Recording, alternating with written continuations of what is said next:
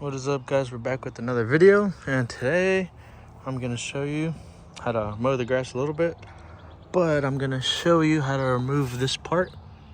Been having issues turning it on, so I've been passing it with this, connecting it here, turning on the key, choke, and turning it on. Now I'm gonna change it, see if that solves the issue. So let's get to it. I'm gonna remove this first. I believe this is probably a 12 mil. This is a 10. So let's grab a 12. Okay, so the part that I bought right here, it's a universal part. I'm about to switch over the parts. And here's the part number. Oh, where'd it go?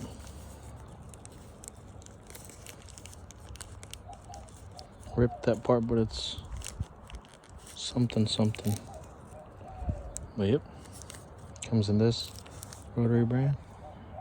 There's some, and I'm about to swap it over, see if it works. All right, it's all installed. Let's see if it works. All right, guys, so now we just gotta cover it up. Cover this unit up, which doesn't know why it doesn't reach. Probably doesn't need it. Okay, actually, let me put this up and then I'll get back with you. Now that that's put on, and this one's put on as well, and let's start it. Choke up.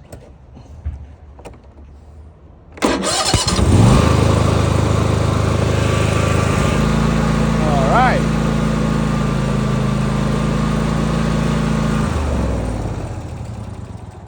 So guys, this is what I used to start it with. I would just connect it like this and like that, and it would turn on. But I would put the key over here. That way I would be able to turn it off with this whenever I would be done. So other than that, time to get. So, alright guys, this is it for today's video on how to fix a lawnmower that you're having issues with. Peace out.